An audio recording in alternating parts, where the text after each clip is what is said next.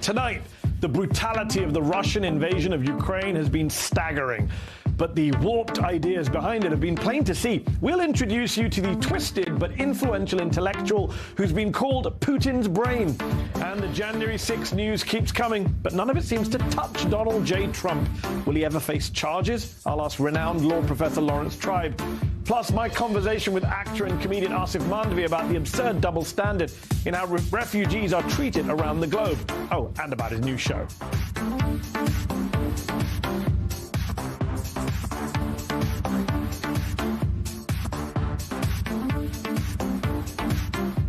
Good evening, I'm Mehdi Hassan. Vladimir Putin says Ukraine is not a real country, but rather a recent fiction drummed up by the West to break the spirit of all Slavic people. It's bonkers.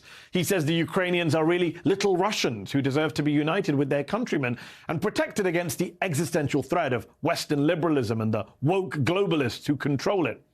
Where in the world does he come up with this stuff? To understand the answer, you have to get to know Russia's most notorious intellectual, Alexander Dugin. Ukraine is artificial modern creation. This state exists only 30 years and is created by the chance from two people, the Eastern Ukrainians and Western Ukrainians. Alexander Dugin, who you saw there with the beard, has said that chemistry and physics are demonic sciences, that God is against the internet, and that anyone who opposes Putin's rule is mentally ill because, quote, Putin is absolute. Unbelievably, in the nation that gave us Tolstoy and Dostoevsky, the esoteric rantings of Dugin are what pass for philosophy today. It's a hodgepodge of neo-paganism, mysticism, and Russian Orthodox Christianity with a bit of Nietzschean romance and critique tossed in to boot.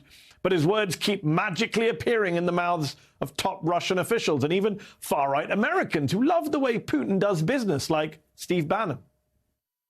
Ukraine's not even a country.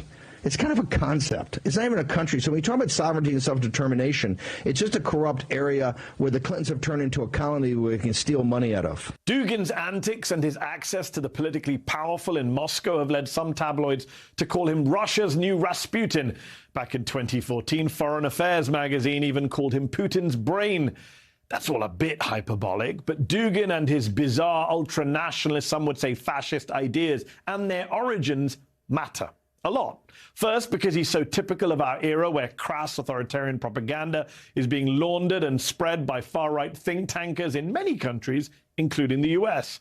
But second, because Alexander Dugin is not only justifying but clamoring for precisely the violence and brutal destruction playing out today in Ukraine at the hands of Russian forces, many of whose commanders have read Dugin's most famous text. It doesn't sound very exciting. It's called Foundations of Geopolitics, the geopolitical future of Russia. But when he wrote all 600 pages of it in 1997, Dugin immediately became the darling of Russia's military. In fact, his book remains required reading for their high command staff. To hear Dugin explain it, Russian politicians and generals in the late 1990s couldn't understand why NATO continued to expand eastward, even after the fall of the Soviet bloc. Putin, he says, tried to engage with the West, but the West wasn't listening. Dugin's book provided the answer. It was a clash of incompatible cultures, traditional Christian Russia against a secular modernist West that could tolerate no competition. The Russian solution, he wrote, was to confront the West with a pan-Eurasian empire that stretched from, I kid you not, Dublin, Ireland in the west to Vladivostok in the east.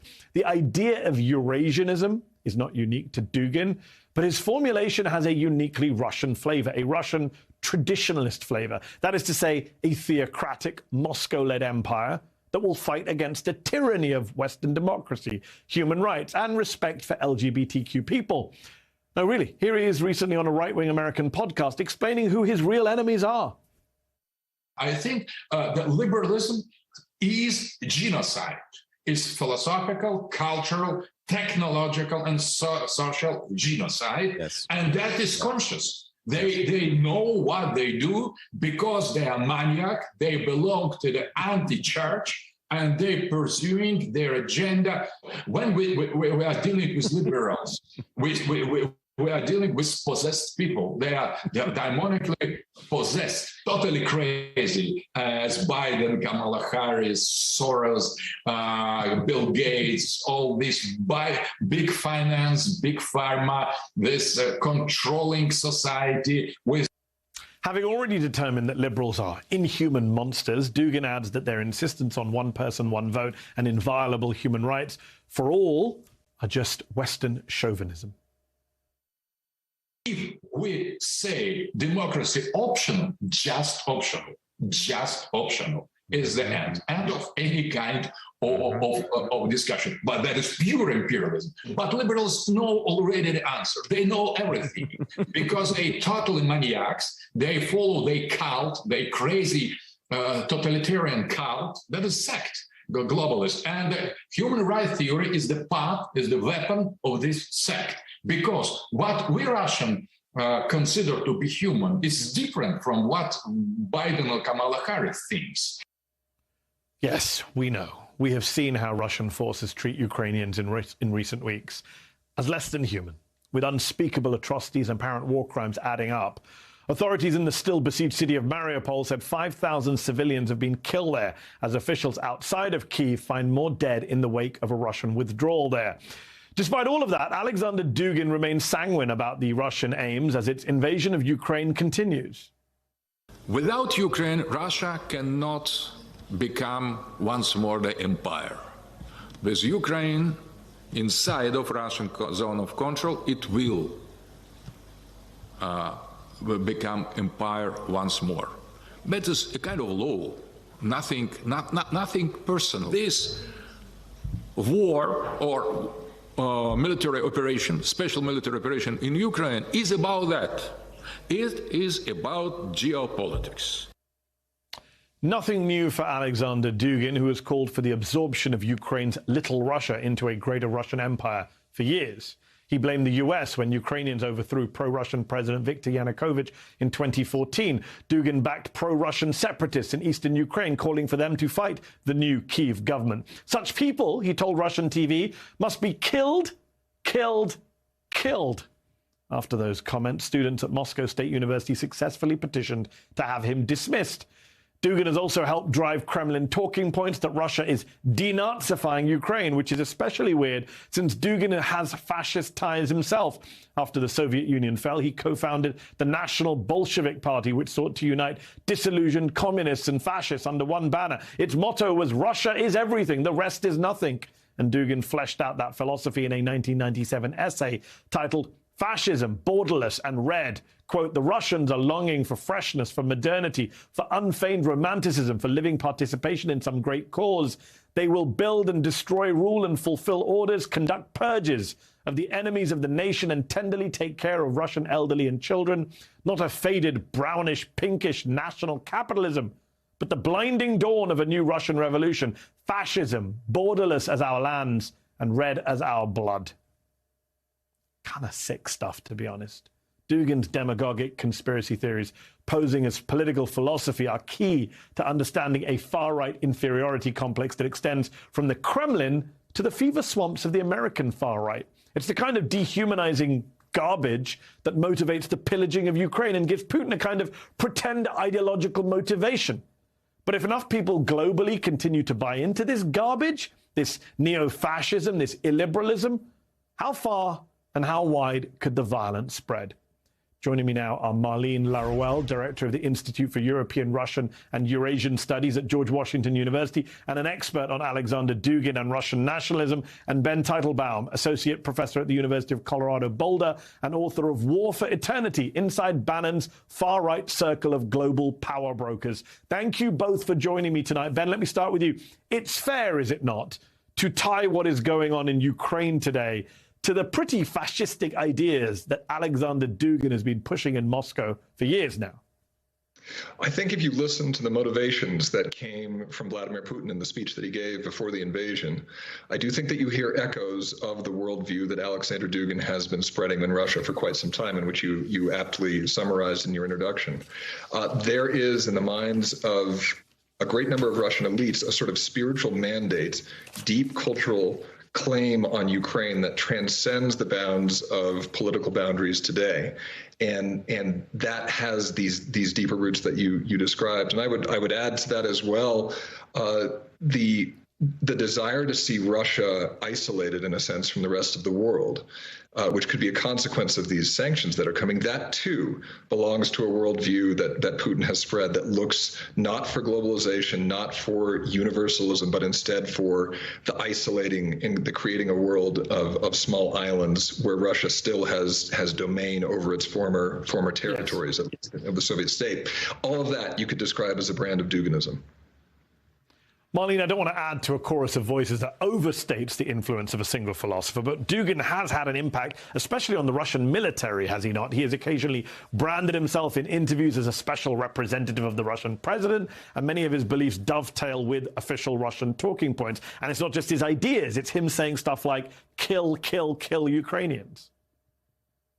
Yeah, but you see one of the ambiguity that it's not because two people seems to say this more or less the same thing that there is a direct link or a direct influence. So I think here we have to be very careful in not considering that what Putin has been saying or what Russia is doing in Ukraine is a kind of direct influence on Dugin. On the contrary, I think we should to reverse the analysis is because there is a general cultural context in Russia that allow people like Dugin to kind of radicalize narrative that are present on the general intellectual scene in Russia since long time. So I think it's really a mistake to try to link what Putin is doing with the brand of Duginism.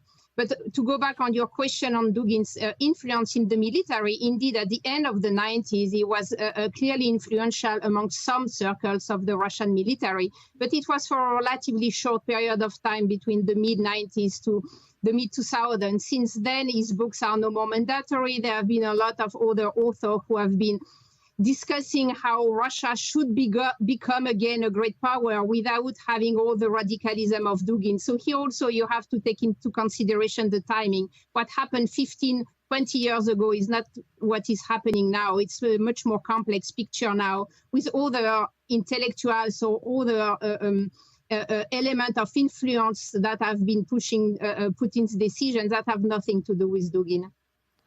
Marlene, let me ask you this, though. Whether it's Putinism or Duginism, whatever you want to call this brand of Russian nationalism, do you believe it's a form of fascism, a particularly Russian fascism? I think Dugin is a Russian fascist. Indeed, it's bringing a lot of the element of the European fascist culture to Russia.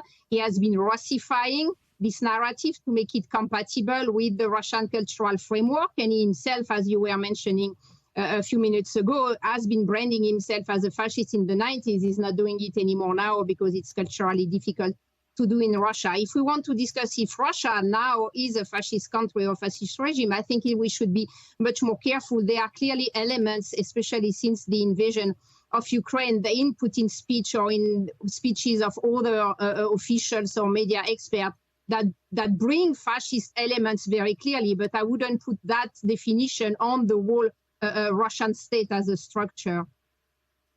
Okay.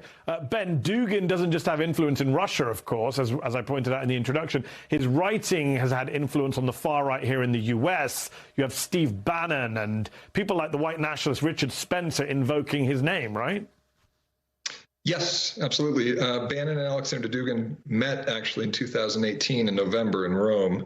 The purpose of that meeting was to try and coordinate their, what we would call propaganda efforts in their respective home countries to try and advocate for a different world order. That did not work out, as a lot of their projects don't do. But that's still certainly a branch of American conservatism that has been receptive to Dugin's message, the more radical extremes of right-wing populism. And Marlene, you mentioned kind of, what's the chicken and the egg? What came first? Is it Putin? Is it Dugin? What is driving what? But let's take a big picture look at Russia.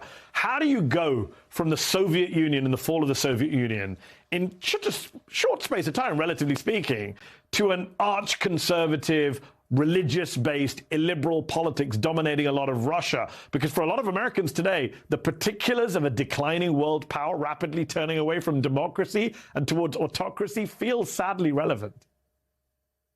Yeah, I think there have been an interesting trend over the last 30 years for Russia, first receiving liberalism in the 90s in a very violent manner, the collapse of the Soviet Union, very difficult years to live for everyday Russians. And then when Putin arrived in power, at the beginning, what he was rebuilding was great power, but in a kind of softer way than what it has become now. Patriotism, respect for the state, and the kind of conservative aspect and the more religious aspect arrived really later in the 2011-12 conservative turning point. And we have seen gradually this kind of religious narrative really becoming more and more influential. And here you see we are talking about Dugin, but we should be talking about the Russian Orthodox Church and the influence of Patriarch Kirill that I think are much more consequential on the way Putin has been rebuilding his own vision of the future of Russia than to talk about Dugin himself. Ben, last question to you. Lots of people have expressed skepticism about Bannon's aspirations for an international alliance of far-right populists. I know you've been critical too. Yesterday we found out that CPAC, the Conservative Political Action Conference, is going to Hungary next month, and the keynote speaker will be the far-right, pro-Putin, re-elected Prime Minister Viktor Orban. Orban is a darling of Tucker Carlson, of Steve Bannon, of Donald Trump. Could he become the new linchpin in a kind of far-right global axis? Absolutely. I think that he's emerged as an icon for a type of, let's call it illiberal democracy, a type of alternative to Western liberal democracy that isn't quite totalitarian in the, let's say, the cast of Putin or something like that. So that's going to continue. I think he'll continue to be influential. I mean, you started as well your segment talking about Steve Bannon and the extent to which he's influential and which he's pushing this. It is very much his vision, whether or not he's the agent of this change or not. It is his vision to try and bring American conservatism into this ideological territory we've just been talking about. For years, people have been saying Steve Bannon is irrelevant as well, and we shouldn't be paying attention to him. That discourse has come and gone, and I expect that to continue to be the case as sectors of the American right push in this direction. Well, just yesterday, 60-odd Republican members of the House refused to vote in support of NATO, which you never would have believed even 3-4 years ago. Marlene Laruelle, Ben Teitelbaum, thank you both for your analysis. Appreciate it. Let's move on from Russian dictator Vladimir Putin and his fascist influences and turn now to Ukraine's president. Over the past 5 weeks, President Volodymyr Zelensky has become a fixture on our screens, where we've become accustomed to his stirring, almost Churchillian addresses. It's been an astonishing transformation for Zelensky. Prior to politics, as many of you may know, he had a successful career in entertainment. Not long before assuming the real-life presidency, he played a fictional president on the comedy series Servant of the People, now streaming on Netflix. But what you might not know is that he wasn't just a comedian and an actor. In 2006, he actually won Ukraine's version of Dancing with the Stars. He's gone from dance champion to war leader. So who better to talk to about Zelensky's transformation than his former dance partner on that show? I spoke to Elena Shoptenko earlier this week. Elena Shoptenko, thanks so much for joining me on the show tonight. You are speaking to us from Austria because, like more than 4 million other Ukrainians, you and your child have had to sadly flee your home and your country. How are you all doing right now? What was that like? Well, actually, thanks God, we're in a safe place now. Yes, we're in Austria. We stay here at my relative's place. Actually, we didn't plan to go here. First, we were going to the western of Ukraine just to wait a little bit. But then after arriving there, we decided that we have to get out our children in a safe place. And I also took my friend's child, and we decided to go to Europe. So it took us about 3 days to get here, and it was really hard road, but still we're here. And well, the main thing is that while I'm here, I'm trying to support my native country. And now I'm organizing a big flash mob, dancing flash mob, of course, for raising funds for those women like me who now with their children in other countries. And you, of course, spent a lot of time with President Zelensky just over 15 years ago on that show. What was he like? Do you have a memory of him that you could share with us? Well, of course, I have a memory. It was really a long time ago, but I can tell you that actually in that show, while we were working together, I remember that he was a great dancer and a great partner, actually. He was really hardworking, and would practice a lot for everything to be in the highest level. So also he offered a lot of ideas for our performances, which we then implemented. And maybe the main thing is, well, he invested as much as he could in common goal, in common deal, you know. And obviously to dance at that level and win takes a lot of hard work and discipline, a lot of grueling days of rehearsals, I'm sure. But were you surprised to see where he ended up? Because he was a comedian, he did the acting, he did the TV show, and then he runs for office and becomes president, takes more than 70% of the vote. Did that surprise you, his journey, the journey he went on? Well, actually, to tell the truth, not really, because Vladimir also went for his goal, and he, when we were working together, Dancing with the Stars, we always, well, I noticed that with such awe and love he behaved towards his projects, towards his team, and towards people who he cared about. So. We in our culture we tell something when a person stands for someone like a mountain. So it is about Vladimir Zelensky, and I think that now we see the same behavior, and that's why all our people are very proud of him. Yes, indeed. And one last question, Alena. You mentioned you're working on a charity dance project to support refugees. Tell us more about that.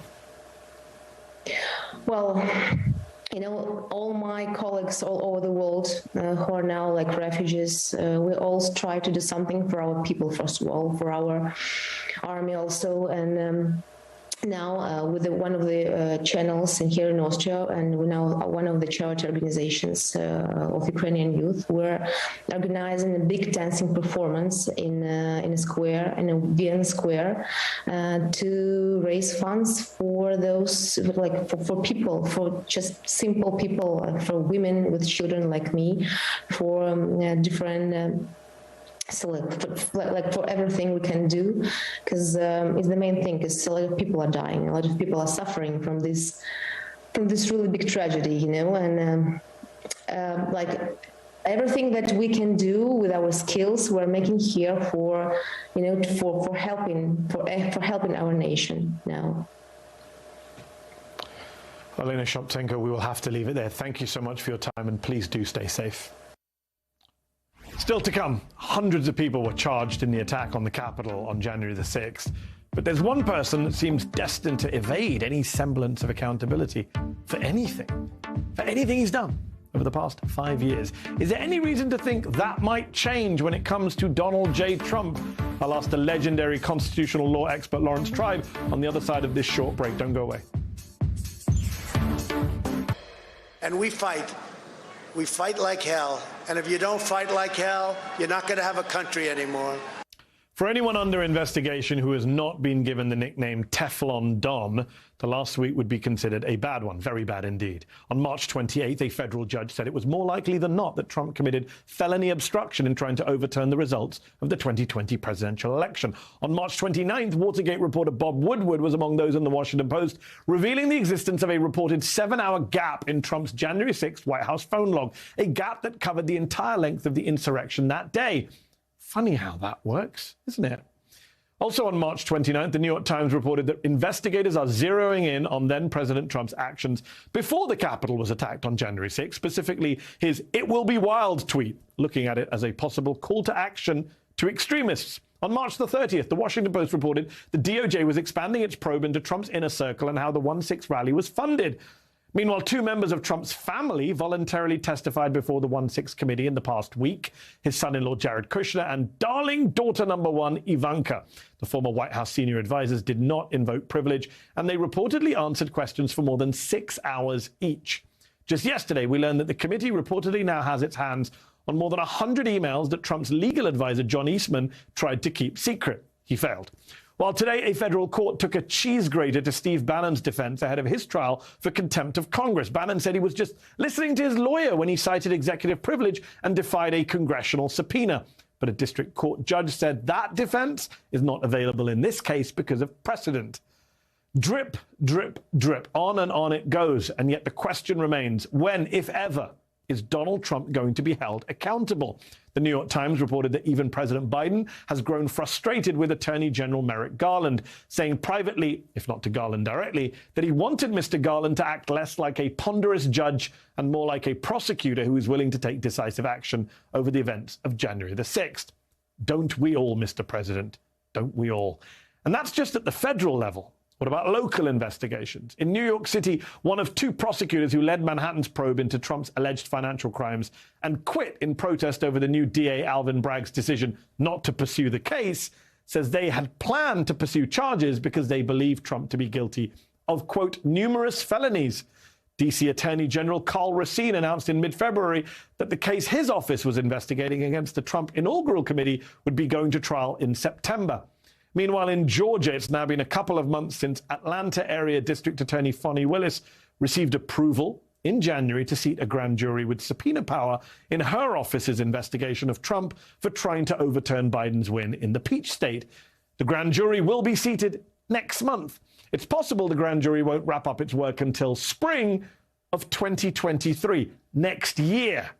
Shoot me now.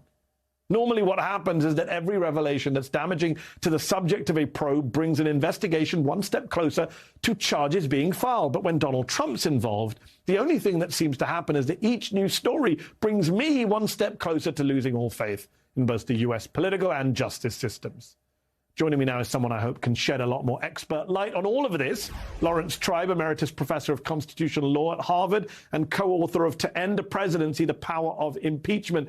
Thank you so much for coming back on the show. When you see the lawlessness, the disdain for the law from Trump and his coterie, when you see how they just seem to keep getting away with everything, how do you keep faith in the American judicial system right now? How would you face law students and teach them that it's a system to be proud of? Well, I would point out to them that the kind of thing that happened today, the very thing you pointed out about the district court rejecting Steve Bannon's claim that advice of counsel gives him a defense, came from a judge appointed by one Donald J. Trump, Carl Nichols. The circle is closing. It's not closing as quickly as some of my students might like, or even as I might like, or certainly as you might like. But we heard just several days ago that the District of Columbia grand jury convened by the Department of Justice is closing in. They're looking not only at the insurrection and at those who funded it, but at those who funded the bloodless attempted coup that came before it, those who organized phony certificates to be sent in. So it's happening methodically. By the way, I do not believe the rumors about what President Biden supposedly said. His chief of staff, Ron Klain, is a former student and friend of mine. I don't think that the president is frustrated that the Garland Justice Department is moving methodically, because when an indictment is announced, and I do think it's quite possible it will be, of Donald Trump, nobody will be able to say that it's political. Nobody will be able to say that it's vengeance. It will be clear that it was something that was done in reluctantly. Understood. Put aside the New York Times reporting on whether Biden did or didn't say that. Mm-hmm. You don't share the frustration that many within the administration, within Congress, within the Democratic Party, within legal circles have with how Attorney General Garland has dealt with all of this over the past, 14, 15 months? I'm a human being, and of course I share the frustration, because we would all like to see this criminal pay for his crimes. But I do think that we have to be patient despite our emotions. Fani Willis in Georgia is moving forward with a possible indictment for the attempt by Donald Trump to get Raffensperger to magically find 11,780 ballots. Yes. The Attorney General of of New York is pursuing her civil remedies. The governor of New York is being urged right now, Governor Hochul is being urged to replace Alvin Bragg with a special prosecutor who would pursue the financial crimes against the president. And as people near the president are zeroed in, it seems to me that the closer we get, the more Donald Trump is going to be sweating it out. And remember that the verdict ultimately is going to be a verdict of history. No one is going to look back at his presidency and think of him as anything other than an autocrat and a dictator wannabe and a criminal. You and I agree on that. Sadly, tens of millions of Americans don't. But let me ask you this. Right. And first off, I should say, Attorney General Garland tested positive for COVID today, and we wish him well, and we wish him a quick recovery. So I just want to say that. But having said that, just from a purely professional point of view, I wasn't a fan of his appointment of the AG. I am not a fan of what's happened so far. And I look at Alvin Bragg, which you just mentioned, in the DA in Manhattan. And I wonder here, the problem is that time is not on their side. Your point is a very apt one, that if or when the indictment comes, Garland will be able to say, look, I stood up to pressure from the Democratic Party. But the problem is, come this year, Democrats probably lose control of Congress. And within a couple of years, Donald Trump could be back in the Oval Office. I mean, American democracy is at stake. We don't have the time we normally have for stuff like this, do we? No, and I'm eager that things move as quickly as they responsibly can. I'm not simply in favor of running out the clock. Far from it. I've been one of the most vocal critics of the pace at which things are going. But the more I see of what's happening behind the scenes, the more I think perhaps I was impatient when I should have been patient. We'll have to see. You know, if it turns out that Trump gets away with more than he should, then I will regret my patience. But for now, I think there's nothing to be gained by beating up on Merrick Garland, because he's the only attorney general we've got. People who say that he should be replaced don't realize that nobody who is more to their liking would be confirmed by this Senate. And an acting attorney general would be even more reluctant to go after a former president than the attorney general would. Yeah, I don't think replacement's an option. I guess people want to try and kind of get his attention or pressure him, whether that works or not. I would say this, and I appreciate your healthy dose of optimism here versus my maybe undue pessimism. But let me ask you this. You said earlier the circle is closing, and I hope you're right. But when you go back, for example, to the Mueller period, I heard that phrase a lot from a lot of people. You yourself, Professor Tribe, tweeted in 2017 of the Mueller investigation that Trump's goose is cooked. His goose was, in fact, not cooked. Mueller disappointed a lot of people. And I bring that tweet up, that old tweet, not to criticize, but just to point out that many of us have predicted Trump's demise many times before, and yet we've all seen Teflon Don squirm out of accountability again and again. That's certainly true, and I don't mind being criticized. I did have more hope for Mueller than was justified. I think he was a terrible disappointment. It's possible that Garland will be a disappointment as well, but I have every reason to hope that Garland, who's somebody whom I know better than I ever knew Mueller, Garland was a friend and is a friend and was my former student. I have every reason to think that he will not drop the ball the way Mueller did. Lawrence Tribe, we will have to leave it there. Thank you for your analysis. Thank you for reminding us that your former students include a former White House chief, the current White House Chief of Staff, and the current Attorney General. Appreciate your experience and expertise. Coming up, my conversation with actor and comedian Asif Mandvi. You will not want to miss it. Back in 60 seconds.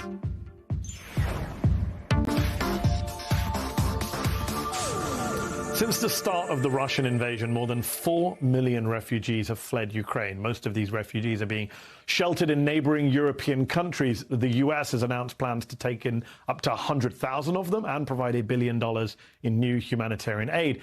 Helping Ukrainian refugees is, of course, the right thing to do. We need to do much more of it, in fact. But some have pointed out a double standard when it comes to those fleeing violence. Western countries have welcomed Ukrainian refugees, who are mostly white, with open arms. But there's been much more opposition to refugees who happen to be brown or black, whether gathering at our southern border or escaping the atrocities in Syria. Bulgaria's prime minister said the quiet part out loud back in February, explaining that unlike Middle Eastern refugees, Ukrainians are Europeans. These people are intelligent. They are educated people. This is not the refugee wave we have been used to. People we were not sure about their identity, people with unclear pasts who could have even been terrorists. No subtlety there. Trevor Noah on The Daily Show highlighted the double standard during a recent segment. That's really strange. When it's Syrians who are fleeing a war, it's all, we do not have space, do not come. But now there's space and people must come? What changed? And Oscar-winning actor Riz Ahmed recently lamented the, quote, glaring inconsistencies in our handling of refugees.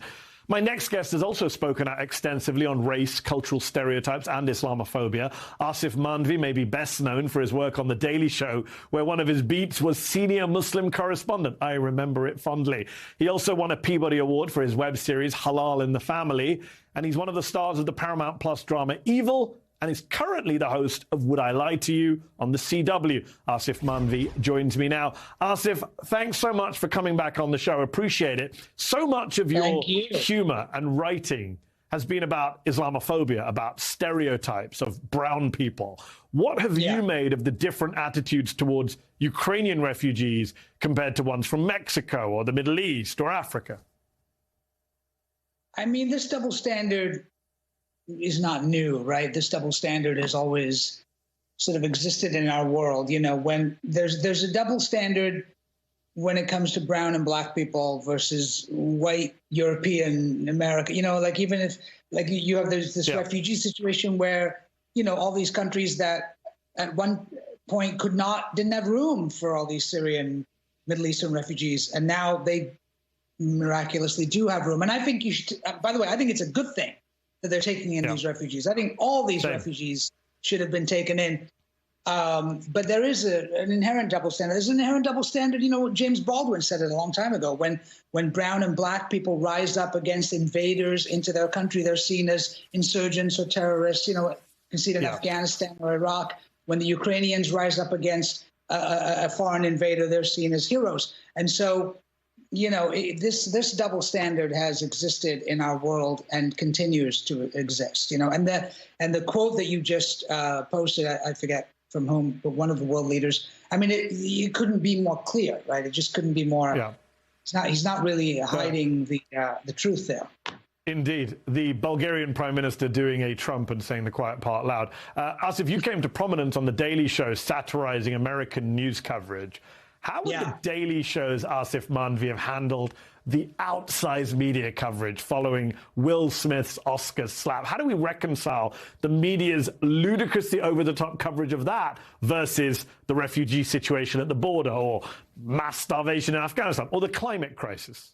Yeah. I mean, you know, The Daily Show always pointed out the sort of the gravitational pull towards salaciousness that the media has, you know, where the Will Smith, Chris Rock thing, it's low-hanging fruit at this point. It's easy clickbait. It's divisive. You know, you got people going, well, he should have done this, and Chris did that, and it's very easy because these other issues in the world require nuance. They require thought. They require kind of a sophisticated sort of point of view, and so this stuff becomes.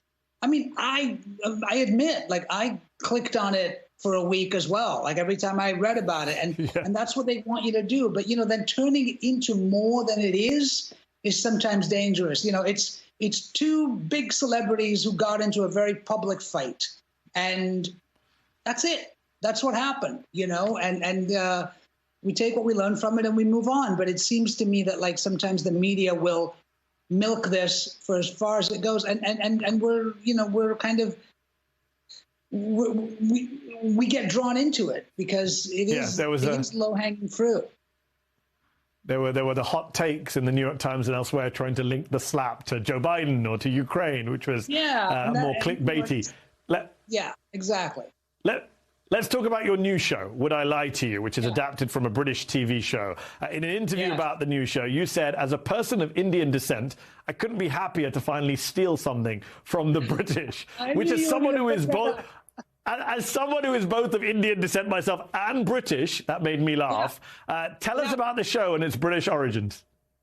So I watched this show called Would I Lie to You on BritBox, and as a former Brit myself, I fell in love with it. And you don't need to be British. It's just a really funny panel show where you have two teams of celebrities telling stories, and the other team is trying to figure out if it's truth or a lie. And it just was a respite, you know, we from all the craziness and madness in the world. I think my wife and I started watching it during the Trump administration, and then of course there was the pandemic and all that, and it just the show is just pure joy and just human beings laughing at crazy stories. And so I wanted to just create something like that. And I went to Robert King, who I actually work with, who is the producer and creator of Evil.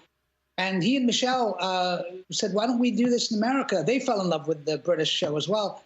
And so we decided to make it here. And it really just, it's just, if you like joy, you'll like this show. That's all I can say. He's also the producer of The Good Wife and The Good Fight, I believe, which is one of two of my favorite shows. Yeah. It's funny that you say it's a respite from the craziness of the Trump era and our lives. Because I look at a title like Would I Lie to You? And I look at the PR around it about elevating the art of lying. And I feel PTSD as somebody who spent the past 6 years covering Donald Trump and the Republican Party and the attack on our reality. Like, we live in a world now where, you know, it's not even about lying anymore. It's, you know, the phrase is used as gaslighting, trying to manipulate into believing that you're not being lied to, even when you are being lied to. Yeah. Well, when politicians do it to, you know, to make us go to war or to, you know, put children in cages or whatever it is, I think it's a different kind of thing. But when somebody's this is the kind of show where we take, this is the kind of white lies that you tell across the dinner table, or, you know, and it's really just game playing and people just having a good time trying to figure out whether or not the person across the aisle is trying to sell you a pile of BS or not, you know, and the strategy is to try to convince people that you're telling the truth when you're lying, and vice versa. So it's just a lot of fun, you know. It is a lot of fun. I have seen the British show. I look forward to watching yours. Asif Mandvi, host of the new show in America, Would I Lie to You? Thank you for your time. Appreciate it. Still to come, is the US now in a proxy war with Russia? Up next, a history lesson on why that matters and what you need to know about the disastrous history of both American and Russian proxy wars.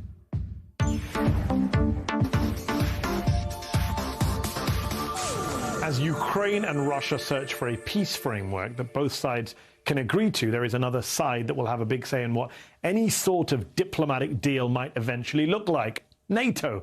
Officials are adamant that they will respect whatever Kyiv decides, but as the Washington Post puts it, even a Ukrainian vow not to join NATO, a concession that Zelensky has floated publicly, could be a concern to some neighbors. That leads to an awkward reality. For some in NATO, it's better for the Ukrainians to keep fighting and dying than to achieve a peace that comes too early or at too high a cost to Kyiv and the rest of Europe. In my view, that's a pretty awful and, let's be honest, selfish perspective, that they should just keep fighting and dying. Maybe some in NATO and here in the US see what's happening in Ukraine less as a defense of a sovereign nation and more as a proxy war against Russia and Putin. But there are some crucial lessons we should pay attention to from our recent history. Earlier, we told the story of two American proxy wars and how they ended. Have a listen. Operation Cyclone, Operation Timber Sycamore, two of the most expensive and consequential CIA covert operations in the agency's history. You may not have heard of them, but you've definitely heard of the two conflicts that they sought to influence. The Soviet Union is reported to have made major foreign deployment of some of its military forces. The Soviet Union is going to have to speak to its motives in taking such a step. The effect of their actions, however, which I can speak to, is to increase their intervention in the internal affairs of Afghanistan. There was a coup d'etat in Afghanistan today. A communist leader favorable to Moscow was deposed by another communist leader even more favorable to Moscow. There was street fighting in the capital city, Kabul. Tonight, there is a curfew. And some of the thousands of Soviet troops who have been pouring into Afghanistan this week helped overthrow the government. In 1979, the Soviets had invaded and overthrown the government of Afghanistan. And when it was time for his State of the Union address the following month, the then President Jimmy Carter made it publicly known that the U.S. was going to get involved. We superpowers also have the responsibility to exercise restraint in the use of our great military force. The integrity and the independence of weaker nations must not be threatened. They must know that in our presence, they are secure. Meeting this challenge will take national will, diplomatic and political wisdom, economic sacrifice, and of course, military capability. American involvement had actually started months before that. The CIA's Operation Cyclone had been arming and financing the Afghan Mujahideen fighters who were trying to eject the Russians from their country. And once Ronald Reagan was in office in 1981, funding for the CIA operation increased, along with the quality and the capabilities of the weapons being sent to the Mujahideen. By 1987, the U.S. was providing $630 million a year to the insurgency, including giving them anti-aircraft Stinger missiles, something the CIA didn't want to do initially. As I mentioned, it became the most expensive operation ever mounted by the CIA at the time. And according to reports, the program backed more radical, ideologically driven militant groups that were connected with Pakistan under the military regime of Zia-ul-Haq. You could say that, at least through one lens, it was a successful proxy war. The Soviets lost 15,000 troops and had to withdraw in 1989. But there was an incredibly high cost for fueling that war by backing an insurgency the way we did. Various estimates say between 500,000 and upwards of 1 million civilians were killed in Afghanistan in the 1980s. One estimate, based on a survey conducted in 1987, found 9% of the country's population died, while millions were displaced or became refugees. That's to say nothing of the other consequence, which Condoleezza Rice, of all people, pointed out in 2009. She said, quote, "After we had helped the Afghans overthrow Soviet power at the end of the 1980s, when we left Afghanistan and abandoned Pakistan, that territory became the very territory where al-Qaeda trained and attacked us on September the 11th. Oops. And then there was Operation Timber Sycamore. After 2 years of a civil war in Syria, during which the regime of Bashar al-Assad began a brutal onslaught against his own people, President Obama said this in a primetime address to the American nation. After careful deliberation, I determined that it is in the national security interests of the United States to respond to the Assad regime's use of chemical weapons through a targeted military strike. And the day after any military action, we would redouble our efforts to achieve a political solution that strengthens those who reject the forces of tyranny and extremism. Those strikes took more than a year to be authorized, and Obama has been heavily criticized in the years since for not intervening in Syria, for doing nothing, which is nonsense. Syria was a proxy war, and we were involved in it. In fact, Obama tasked the CIA back in 2013 to arm rebels in Syria, the most extensive effort since Afghanistan. According to documents the Washington Post obtained from Edward Snowden, the CIA's Syria-related operations accounted for about $1 of every $15 in the CIA's overall budget. The New York Times reported that some officials were worried that U.S. weapons going into Syria could get into the hands of dangerous militant groups. Sound familiar? But apparently the Saudis, Jordanians, Israelis, they all lobbied Obama to play a more active role in this burgeoning proxy war. And what happened? Well, a flood of weapons made their way into black markets and into the hands of not just dodgy groups that we knew were operating in Syria, but straight into the hands of ISIS too, arms and ammunition from at least 25 different countries. Not only did our role in that war not lead to the kind of political solution that Obama publicly said he wanted, but various estimates say that upwards of 200,000 Syrian civilians were killed in that conflict. the vast, vast majority by Assad's forces, but also many at the hands of ISIS and other militant rebel groups, some of whom we helped arm. Today, Assad is still in office. And not only is he still in power, he's being normalized again. Just last week, he was being hosted by our ally, the Crown Prince of the UAE, one of the countries that was supporting the rebels against him. So, two examples of proxy wars that we were involved in, one against illegal invaders, one a brutal civil war, one a kind of success story, and the other a total failure. But here's the thing about proxy wars. They tend to drag on. They tend to be harder to resolve diplomatically, and they tend to result in massive civilian casualties, whether in the end they're a success or a failure. Why is this important to recognize right now? Because it seems Russia's war in Ukraine might be heading in that direction. Last week, New York Times correspondent David Sanger reported that there is a tenuous balance the Biden administration has tried to maintain as it seeks to help Ukraine lock Russia in a quagmire. A quagmire. This week, right-wing academic Neil Ferguson, and I wouldn't normally quote Neil Ferguson, he's not someone I usually agree with on anything, but he happens to be a very well-connected individual in both Washington and London. He wrote in Bloomberg that he thinks the U.S. intends to keep the war going, and he quotes a senior unnamed Biden administration official saying, quote, "The only end game now is the end of the Putin regime."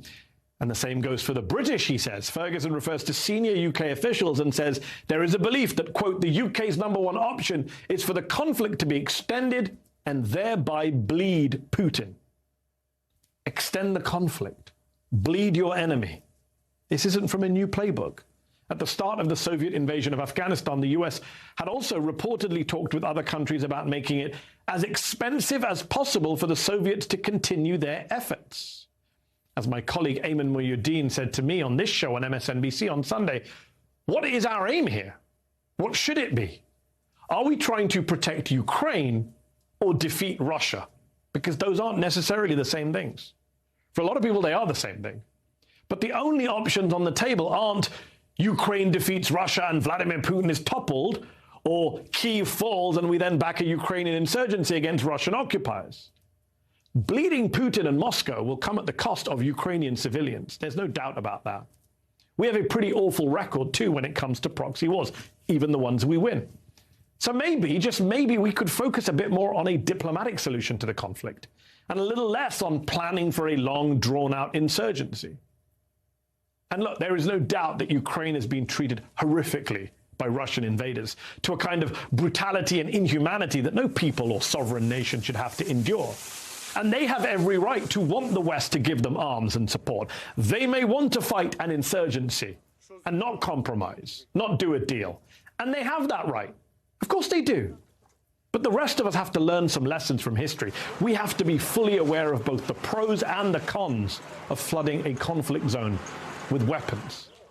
Right now, President Biden has just arrived in Europe, hoping to discuss this difficult and precarious situation with America's allies, including the most important question of all: how does the West best help Ukraine? And how does it help save Ukrainian lives? Perhaps the awkward truth is that the answer may not be the same for both those questions. That does it for me tonight. Make sure to join us on Instagram, Twitter, TikTok, and Facebook, and I'll see you back here tomorrow night at 7 p.m. Eastern, right here on The Choice from MSNBC. And starting next week, you'll be able to find this show on the new MSNBC Hub on Peacock. It's part of a new experience coming to Peacock where you can stream some of your favorite MSNBC shows on demand. You can find the MSNBC Hub through Browse and stream this show anytime you like. New episodes of The Mehdi Hasan Show will post every evening, Monday through Thursday. But before I let you go tonight, you know I've been very critical of Democrats and the Biden administration for not being tougher on this show. So I'd like to leave you with a very positive moment, an impressive and tough moment even that President Biden had today during remarks at a trade union conference. The president had this to say in reference to last week's overwhelming vote by Amazon workers to form a union at their Staten Island warehouse. Have a listen, because I'd like more of this, please. Good night. By the way, Amazon, here we come. Watch.